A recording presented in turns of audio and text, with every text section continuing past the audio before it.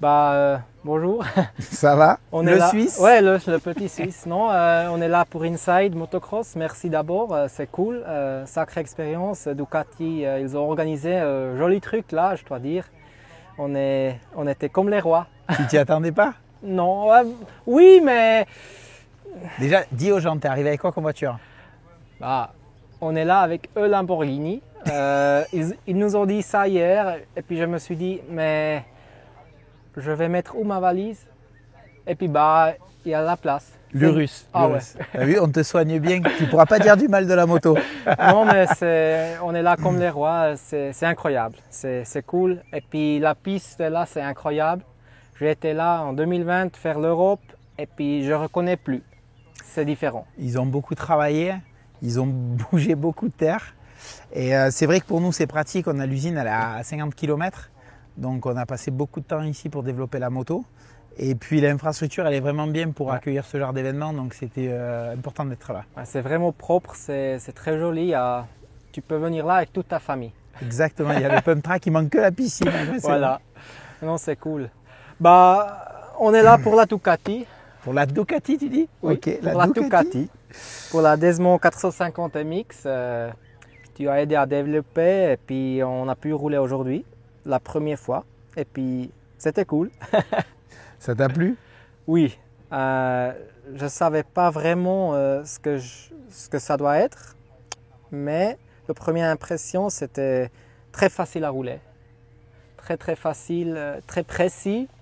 Et puis le moteur, pas comme une autre 4,5. C'est-à-dire? Je ne veux pas comparer, mais c'était plutôt comme une 3,5, à mon avis. C'est très On très a facile. changé un petit peu. Voilà, le but c'était d'avoir un train avant de Honda très précis et y rajouter de la stabilité. On a travaillé derrière pour avoir autant de traction qu'une Kawa, mais en enlevant un petit peu le squat qui nous dérange un petit peu. Et puis après l'érogation du moteur avec le système Desmo, l'idée c'est d'avoir beaucoup d'allonge et très loin dans les tours. Et c'est pour ça qu'on a choisi une érogation du moteur où tu sais au début il est souple, tu l'accompagnes et il t'aide à prendre le virage. Et après en fait il allonge terriblement pour que tu aies de la facilité à sauter entre deux sauts, éviter de changer de vitesse. Oui. En fait, j'ai pu rouler tout le tour en deuxième et troisième vitesse. Et puis c'est une piste qui est... Ouais, il y a encore la vitesse, quelques endroits. Alors ça veut dire que le moteur il est large. Ouais. Donc ça me plaît parce que moi j'aime pas beaucoup changer les vitesses. Mais alors il y a beaucoup de pilotes qui sont partis comme ça. Après souvent les 450 tu sais ils prennent des tours mais il n'y a plus de puissance, il n'y a plus de couple. Et là ce qu'on a fait c'est qu'en corrigeant un peu le bas régime on a réussi à garder du couple et à faire qu'il reste, qu'il s'en aille pas. Et du coup le fait qu'il tienne comme ça permet à la moto d'avoir beaucoup d'allonge et de te mettre en confiance. Puis ce que moi j'ai remarqué c'est vraiment un truc très positif pour moi que quand je rentre dans les virages, elle ne monte pas. Ça, j'aime pas beaucoup sur les autres motos. Souvent les 4,5, elles montent beaucoup dans les virages. Quand tu fermes les gaz, ok tu ne devais pas fermer mais on le fait quand même. Et puis là elle monte. Et puis celui-là pas. Pourquoi c'est comme ça? En fait on a choisi un vilebrequin. Tout ça, ça vient beaucoup du vilebrequin. Plus le vilebrequin est gros, plus tu as de couple. Mais par contre, plus la moto elle a de l'inertie et tu as du mal à la tourner. Du coup, on a choisi un petit vilebrequin, ce qui nous enlève beaucoup de couple. Mais avec un système de contre-arbre où on arrive à équilibrer. En fait, on a mis deux petits mouvements ensemble, ce qui fait que la moto elle garde beaucoup de maniabilité. Très très agile. Et du coup, tu as vu, il y a souvent des virages quand tu forçais, il y a des fois, ça te gagnait, tu es obligé de la relever à l'embrayage parce que la moto voulait continuer à tourner. Mais du coup, ça, et puis le châssis, tu vois, on est parti, on a un offset en 20, que la concurrence, ils sont 21 ou 22. Donc ça y donne beaucoup de maniabilité, mais avec le châssis, on a réussi à garder encore beaucoup de stabilité et ce qui permet de te mettre en confiance. C'est impressionnant parce que comme l'offset c'est 20, on dirait que ça ne peut pas jouer. Mais tu ne le sens pas parce que sur les tout droits, avec 20, ça devait être comme ça. Mais ce n'est pas le cas. J'ai toute la journée, et puis j'ai roulé beaucoup aujourd'hui, ça n'a jamais fait comme ça sur les droits. Ouais, tu n'as pas guidonné. Après, voilà, c'est une combinaison de tout. On a choisi ce qui se fait de mieux en fourche d'origine, donc c'est du Showa. Oui.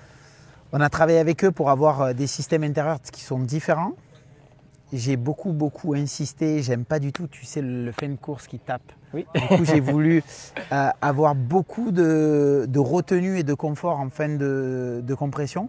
Du coup, ce qui permet quand tu sautes loin, tu atterris, ça fait un peu une espèce de fourche d'usine, tu sais. Pouf, Bah ouais, c'est ça absorbe. bizarre parce que là, le saut à eau, des fois, j'ai fait 5 mètres de trop parce que voilà.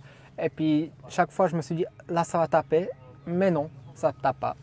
Ouais, le japonais, il était fatigué là, tu vois, il était content que ça soit fini. Mais non, on a passé beaucoup de temps. Après, moi, je suis beaucoup frustré parce que, tu vois, la moto, on a figé tous les réglages, tous les settings, tout ça, il y a 8 mois. Ok. Et du coup, depuis 8 mois, toutes les modifications, on ne peut pas les mettre sur la moto parce qu'elle était partie déjà en pré-production. Et ça, c'est difficile, tu vois, tu vois la moto évoluer et tu dis, putain, on présente celle-là alors qu'on a beaucoup mieux encore en magasin. Oui. Mais voilà, c'est la première, on a tous, tu vois, beaucoup de pression qu'il y a eu et là, aujourd'hui, la pression s'en va, les commentaires sont bons. Et non, c'est pas mal. Pour une première, pour le moment, on est assez satisfait, mais il y a encore beaucoup de choses à travailler. On n'en a pas parlé aujourd'hui, mais tu vois, les cale-pieds, en fait, par rapport à la concurrence, ils sont 5 mm plus en arrière et 5 mm plus bas. Ce qui te permet aussi l'effet que ça couche beaucoup et qu'elle reste. Parce que plus tu as les pieds bas, plus la moto, tu arrives à la placer. Ouais. Peut-être c'est ça aussi une raison que je me sentais toujours assez en bas, en arrière. Déjà, elle est très slim, donc elle n'est pas grosse. Ça, c'est déjà bon. Mais ça fait aussi que je me sentais toujours assez bas. Après, on a fait le sac moins, donc ça m'a beaucoup aidé. Je trouve que j'avais pas assez, mais en fait, sur la piste, c'était super. Mais tu as vu, la moto est beaucoup sensible. Oui, en fait, le fait d'aller chercher tous ces, on va dire, toutes ces théories de cadre qui vont bien optimiser et le mettre dans un même cadre et essayer d'optimiser encore plus, ça nous rend une moto avec un équilibre très sensible. Le peu de réglage, tu ne peux pas faire comme une autre moto où tu dis bah tiens, je vais changer ça, ça va aller. En fait, non, te dire, tu as vu là, on a fait un tour de ressort, ça a fait énormément. Exactement. Et limite, il fallait faire un demi-tour et tu dis mais un demi-tour, c'est rien. Et tu vois, il faut accepter que la moto elle est différente. Les clics, en fait, par rapport les autres fourches, quand tu fais 2 clics de fermer, c'est 4 ou 5 sur une autre fourche. Ça, c'est impressionnant. Ça veut dire que la technique dedans, elle marche. Oui. Ça change. Quand tu changes, ça change. Ouais. Mais en fait, voilà, c'est ce qui est fou, je te promets, c'est que j'ai eu la chance avec Ducati de rouler avec des motos de route et de comprendre un petit peu leur philosophie avec une Panigale, tout ça. Et en fait, sans le vouloir, on a repris tous les traits de caractère de Ducati. C'est-à-dire qu'on a réussi à faire une moto qui est très précise, très exigeante, qui a beaucoup de caractère, mais qui est aussi très sensible. Et ce qui nous permet de garder un peu l'ADN de chez Ducati. En fait, c'est incroyable parce qu'ils n'ont jamais fait un truc d'off-road. Bon, la multistrada, mais on ne va pas dire que c'est pas la même chose. Non. Et puis, quand même, Ducati a réussi à faire une moto qui ressemble à une Ducati. Non, c'est cool. Bah, c'est compliqué, tu vois. Après, j'ai fait ça pendant beaucoup d'années sur beaucoup d'autres marques. Les 2 ingénieurs qui travaillaient chez Ducati, j'ai travaillé avec eux il y a 15 ans. Donc c'est pour ça que je suis dans ce projet-là, c'est grâce à eux. Et ils me font beaucoup confiance. Il y a des fois, je veux pousser à l'extrême les choses et en fait, ils sont beaucoup à l'écoute. Oui. Tu sais, quand on en parlait tout à l'heure, quand ils ont fait l'école, ils ont la théorie. Oui. Et souvent, la théorie, quand tu arrives aujourd'hui sur un circuit, ça ne marche pas.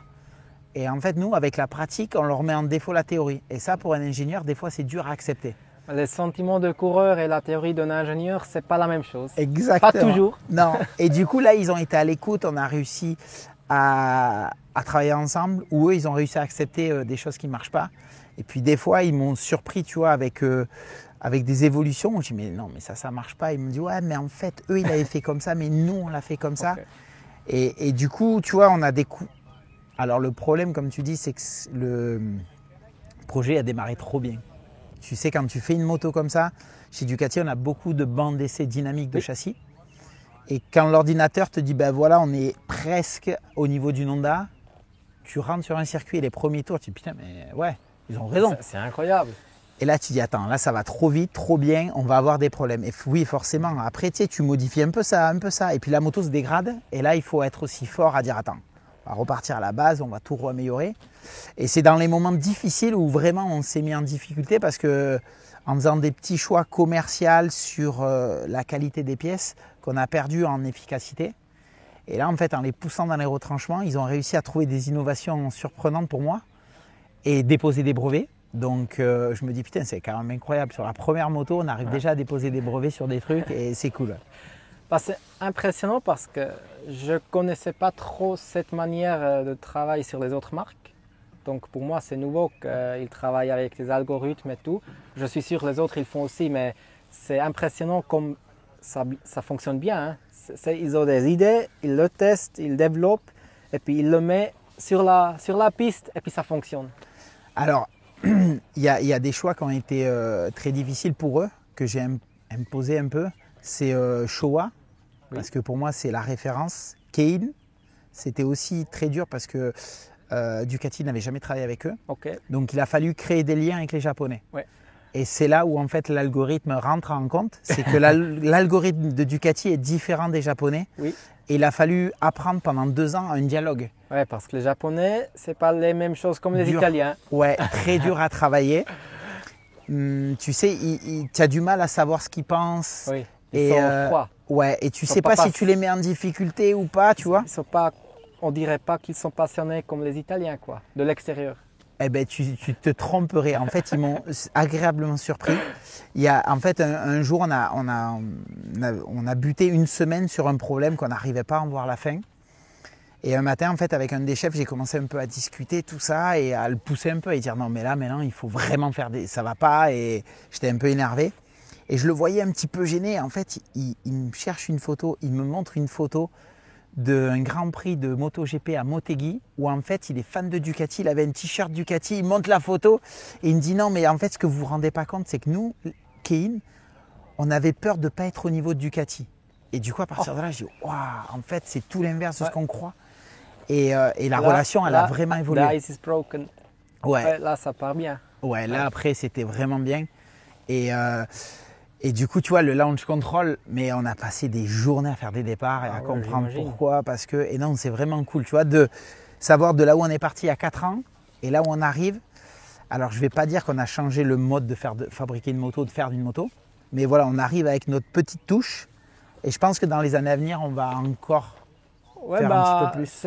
La partie électronique, on n'a pas encore trop parlé, mais toutes les autres marques, ils l'ont, mais à mon avis, ça ne fonctionne pas partout parfait, on va dire.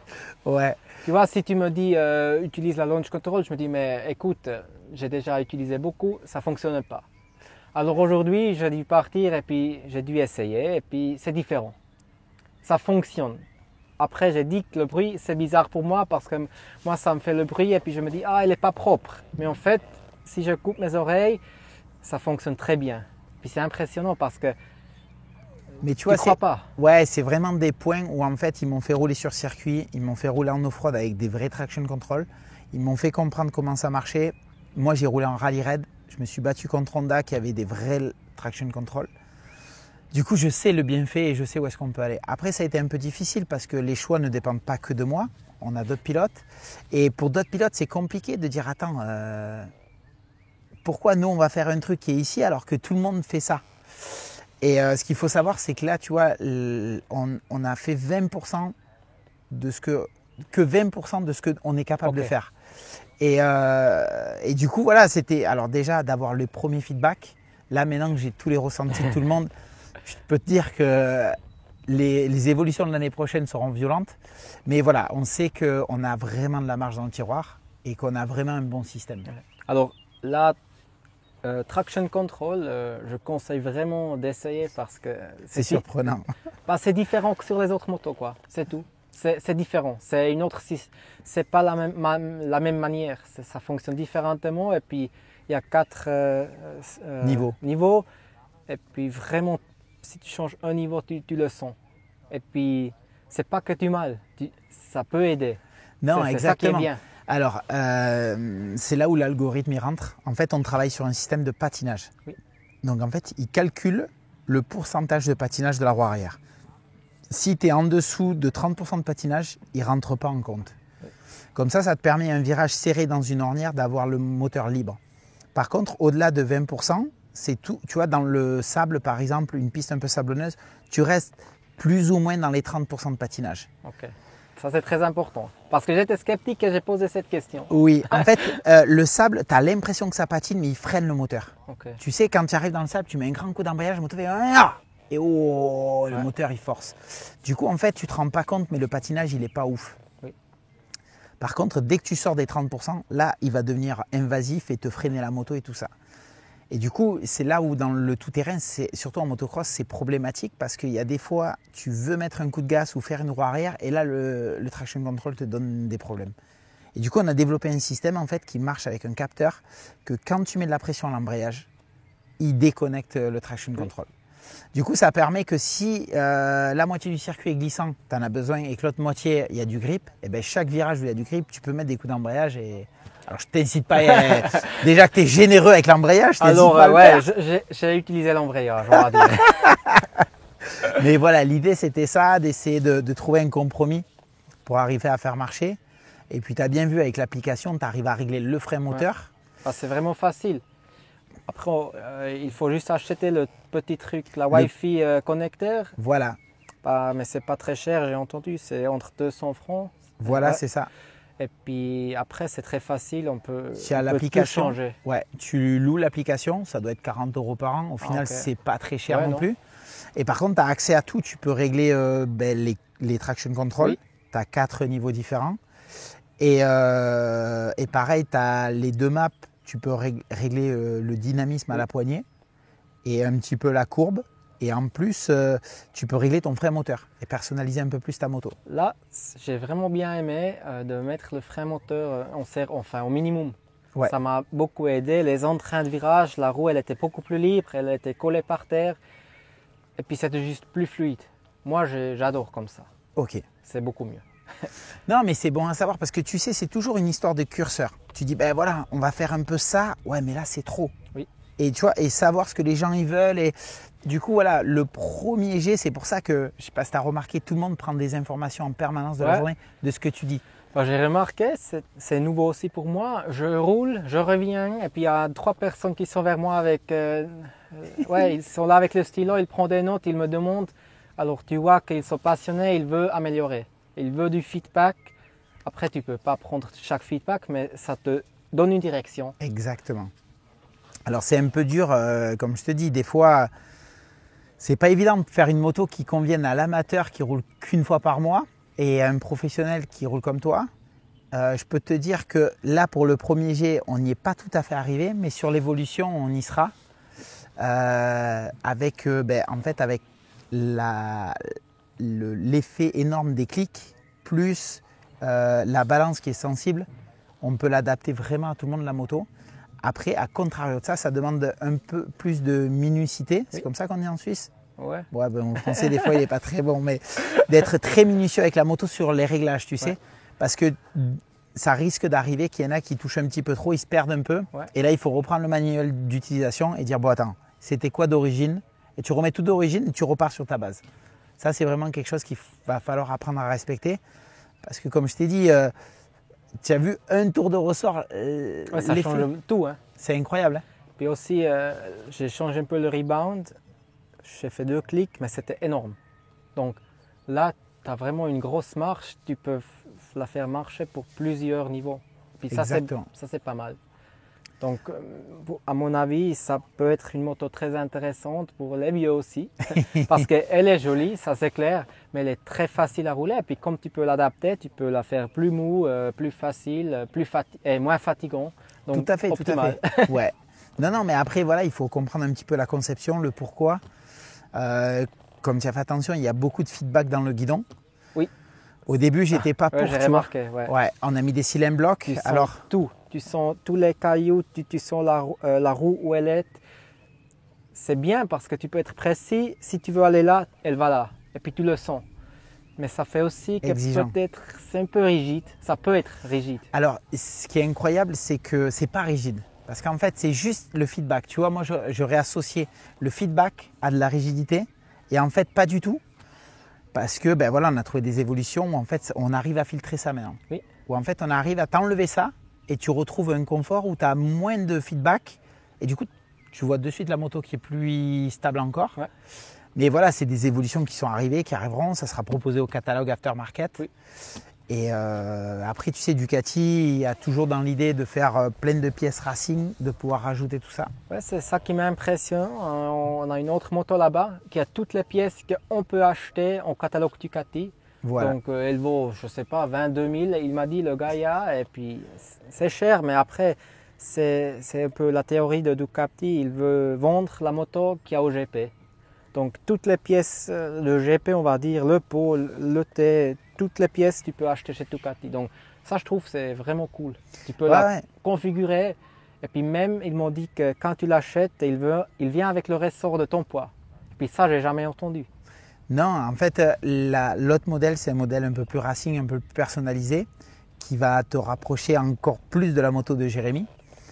Ce qu'il faut savoir, c'est que Jérémy, jusqu'au week-end dernier, il roulait avec la moto 2 séries, avec ce moteur-là. Et là, c'est impressionnant. Et là, il a eu le droit à l'Evo. Après, voilà, le problème, c'est que ses toits arrivaient beaucoup trop vite. Là, Jérémy, il a fait quand même un beau début de saison. Il fait des miracles avec la moto. Et je pense parce qu'elle lui convient aussi. Parce que, ben voilà, fabriquer une moto, la priorité, c'était quand même...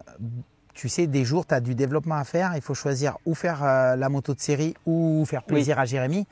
Jusqu'à présent, on était vraiment sur la moto parce qu'il fallait qu'elle soit prête pour aujourd'hui et ce jour-là. Là, aujourd'hui, c'est sorti. Du coup, on va pouvoir se consacrer un petit peu plus à Jérémy. Mais voilà, non, c'est cool. Ouais. Puis en même temps, il a déjà 2 podiums. Donc, oui, mais c'est jamais assez. Non, Jérémy, non. il fait 3e, il n'est pas content. Ah, je sais, hein, je le connais bien pour ça, mais il se rapproche. Oui, parce non, c'est beaucoup mieux. En Suisse, il a fait le podium, mais il n'était pas encore là. Non. Il y a eu des actions dans la course qui l'ont là, favorisé. Ernest, il a mérité. Était proche. Ouais. Puis c'est ça qui fait plaisir. On voit que ça progresse. Non, la moto progresse. Là, aujourd'hui, il faut qu'on arrive à le satisfaire un petit peu plus, dans le sens où il faut qu'on arrive au niveau des suspensions, est-ce qu'il soit un peu plus en confiance. Mais tu sais, c'est par rapport à tout ça. Tu vois, c'est compliqué. C'est un Suisse allemand, hein? Non, Jérémy, c'est quelqu'un, comme on a dit tout à l'heure, qui est très intelligent et très cultivé. Oui. Et tu vois, l'histoire du thé de fourche, en fait, c'est contradictoire pour lui. Il a toujours connu sur d'autres motos que quand tu mets en 20, c'est très maniable, mais pas stable. Et là, il a du mal à accepter que la moto, elle arrive à être quand même stable. Et du coup, tu vois, il y a tout ce petit fonctionnement qu'il faut qu'on l'aide à se sentir mieux. Parce qu'un Jérémy qui se sent bien, ça peut faire vraiment des bons résultats. Ouais. Et il nous a prouvé que déjà, la moto comme ça, il fait des départs de fou à chaque fois et c'est incroyable. Ça fait plaisir. Cool. Merci pour tout. C'était vraiment incroyable. Et puis, avec grand plaisir. J'espère on va plaire les Suisses françaises aussi. Ben, j'espère aussi. Merci à toi. Ciao.